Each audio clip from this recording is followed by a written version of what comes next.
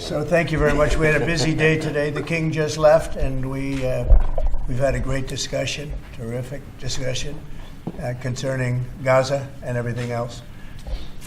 We had discussions also about Saturday at 12 o'clock. It's going to be a big moment. We'll see what happens. I don't expect much happening with these people, but we'll see what happens. And we're going to be signing a very important deal today. It's Doge, and I'm going to ask Elon to tell you a little bit about it and some of the things that we found, which are shocking. Billions and billions of dollars in waste, fraud, and abuse. And I think it's very important. And that's one of the reasons I got elected. I said, we're going to do that. Nobody had any idea it was that bad, that sick, and that corrupt. And it seems hard to believe that judges want to try and stop us from looking for corruption, especially when we found hundreds of millions of dollars worth, much more than that, in just a short period of time. And we want to weed out the corruption. And it seems hard to believe that a judge could say, we don't want you to do that. Well, so maybe we have to look at the judges, because that's very serious. I think it's a very serious violation. I'll ask Elon Musk to say a few words, and we'll take some questions. Elon, go ahead. Sure. So at a high level, you say, what is the goal of Doge, and I think a significant part of this of presidency is to restore democracy. This may seem like, well, are we in a democracy? Well, if you don't have a feedback loop, okay, we'd have to. If you sorry, I tell you, gravitas can be difficult sometimes. If there's not a good feedback loop from the people to the government, and if you have rule of the bureaucrat, or if the bureaucracy is in charge, and then what meaning does democracy actually have? If the people cannot vote and have their will be decided by their elected representatives in the form of the president and the Senate and the House, then we don't live in a democracy, we live in a bureaucracy. So it's incredibly important that we close that feedback loop, we fix that feedback loop, and that the public's elected representatives, the president, the House, and the Senate, decide what happens, as opposed to a large unelected bureaucracy. This is not to say that there are good people who are in the federal bureaucracy, but you can't have an autonomous federal bureaucracy. You have to have one that is responsive to the people. That's the whole point of a democracy. And if you looked at this, if you looked at the founders today and said, what do you think of the way things have turned out? Well, we have this unelected, fourth unconstitutional branch of government, which is the bureaucracy, which has, in a lot of ways, currently more power than any elected representative. And this is not something that people want, and it does not match the will of the people. So it's just something we've got to fix. And then we've also got to address the deficit. So we've got a $2 trillion deficit, and if we don't do something about this deficit, the country's going bankrupt. I mean, it's really astounding that the interest payments alone on the national debt exceed the Defense Department budget, which is shocking, because we spend a lot of money on defense. But if that just keeps going, we're essentially going to bankrupt the country. So what I really want to say is, like, it's not optional for us to reduce the federal expenses. It's essential.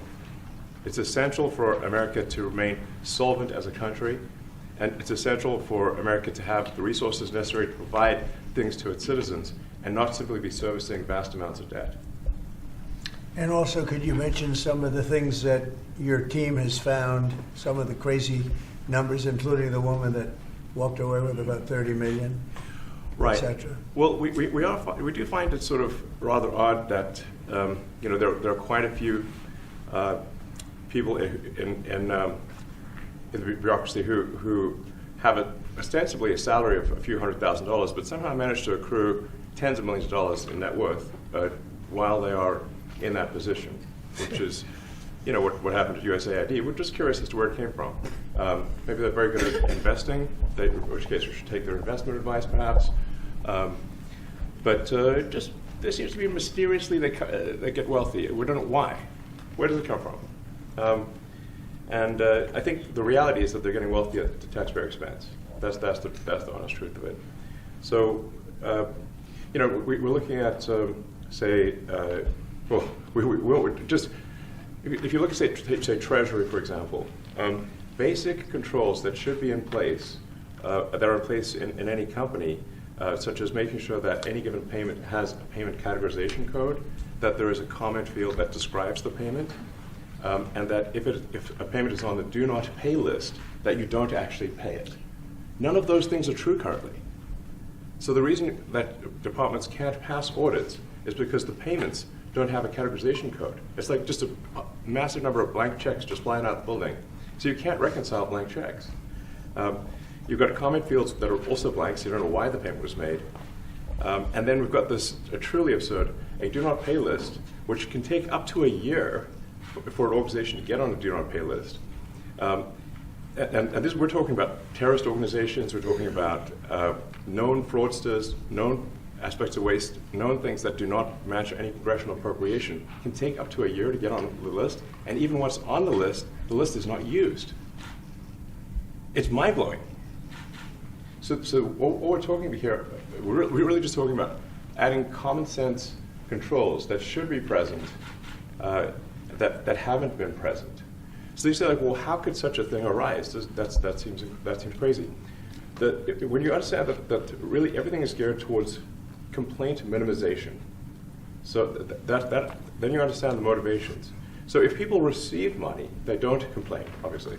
But if people don't receive money, they do complain. And the fraudsters complain the loudest and the fastest. So then when you understand that, then it makes sense. Oh, that's why everything they approve all the payments at Treasury. Because if you approve all the payments, you don't get complaints. But now we're saying that, no, actually, we are going to complain. If money is spent badly, if your taxpayer dollars are not spent in a sensible and frugal manner, then that's not okay. Your tax dollars need to be spent wisely on things that matter to the people. I mean, these things, it's just common sense. It's not draconian or radical, I think. It's really just saying, let's look at each of the expenditures and say, is this actually in the best interest of the people? And if it is, it's approved. If it's not, we should think about it. So, there's crazy things like just cursory examination of Social Security, and we've got people in there that are 150 years old. Now, do you know anyone who's 150? I don't know. Okay. They should be on the Guinness Book of World Records. They're missing out. That's a case where, I think they're probably dead. It's my guess. Or they should be very famous, one of the two. And then there's a whole bunch of Social Security payments where there's no identifying information. Well, why is there no identifying information? Obviously, we want to make sure that people who deserve to receive Social Security do receive it, and that they receive it quickly and accurately. I'll tell you another crazy thing. So, one of the things is we are trying to sort of right-size the federal bureaucracy, just make sure that this. Obviously, there need to be a lot of people working for the federal government, but not as many as currently. So we're saying, let's, if people can retire, with full benefits and everything, that would be good. They can retire, get their retirement payments, everything. And then we were told, this is actually, I think, a great anecdote, because we're told the most number of people that could retire possibly in a month is 10,000. We're like, well, why is that? Well, because all the retirement paperwork is manual on paper. It's manually calculated, then written down on a piece of paper. Then it goes down a mine. And what do you mean a mine? There's a limestone mine where we store all the retirement paperwork.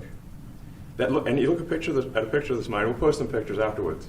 And this mine looks like something out of the 50s because it was started in 1955. So it looks like it's like a time warp.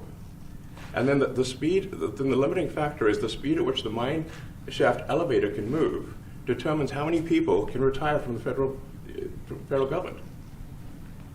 And the elevator breaks down sometimes, and then nobody can retire. Doesn't that sound crazy? There's 1,000 people that work on this.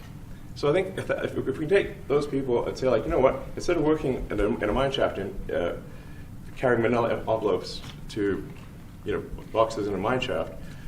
You could do practically anything else, and you would add to the goods and services of the United States in a more useful way. So anyway, so I think that's an example. At a high level, if you say how do we increase prosperity, is we get people to shift from roles that are low to negative productivity to high productivity roles. And so you increase the total output of goods and services, which means that there's a higher standard of living available for everyone. That's the actual goal. Everyone's very quiet. Your detractors, Mr. Musk, I have to what? including a lot of Democrats. I have detractors? You do, sir. I don't believe it. Say that you're orchestrating a hostile takeover of government and doing it in a non-transparent way. What's your response to that criticism? Well, first of all, you couldn't ask for a stronger mandate from the public. The public voted. We have a majority of the public voting for President Trump. Won the House, won the Senate. The people voted for major government reform. There should be no doubt about that. That was on the campaign. The president spoke about that at every rally. The people voted for major government reform, and that's what the people are going to get. They're going to get what they voted for. And a lot of times, people that don't get what they voted for. But in this presidency, they are going to get what they voted for. And that's what democracy is all about. Mr. Musk, the White House says that you will identify and excuse yourself from any conflicts of interest that you may have. Does that mean that you are, in effect, policing yourself? What are the checks and balances that are in place to ensure that there is accountability and transparency? Well, we actually are trying to be as transparent as possible. In fact, we post our actions to the Doge handle on X and to the Doge website. So all of our actions are maximally transparent. In fact, I don't think there's been, I don't know of a case where an organization has been more transparent than the Doge organization. So the kind of things we're doing are, I think, very, very simple and basic. They're not, what I mentioned, for example, about Treasury, just making sure that payments that go out, taxpayer money that goes out, is categorized correctly, that the payment is explained, that organizations on the do not pay list, which takes a lot to get there, that actually are not paid, which currently they are paid. These are not individual judgment decisions. These are about simply having sensible checks and balances in the system itself to ensure that taxpayer money is spent well. So it's got nothing to do with, say, a contract with some company of mine at all. But if there is a conflict of interest when it comes to you yourself, for instance, you've received billions of dollars in federal contracts. When it comes to the Pentagon, for instance, which the president I know has directed you to look into. Yeah. Are you policing yourself in that? Is there any sort of accountability check and balance in place that would provide any transparency for the American people? Well, all of our actions are fully public. So if you see anything, you say, wait a second, hey, Elon, that seems like maybe that's, that there's a conflict there. It's not like people are going to be shy about saying that. They'll say it immediately. Including you yourself. Yes.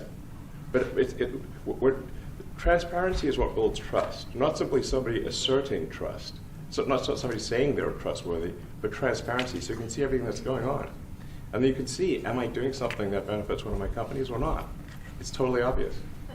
And if we thought that, we would not let him do that segment or look in that area if we thought there was a lack of transparency or a conflict of interest. And we watch that also.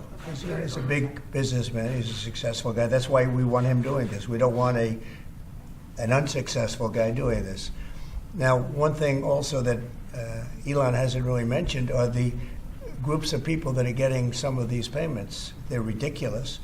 And we're talking about billions of dollars that we've already found. We found fraud and abuse. I would say those two words as opposed to the third word that I usually use, but in this case, fraud and abuse. It's abusive because most of these things are virtually made up, or certainly money shouldn't be sent to them. And you know what I'm talking about. It's crazy.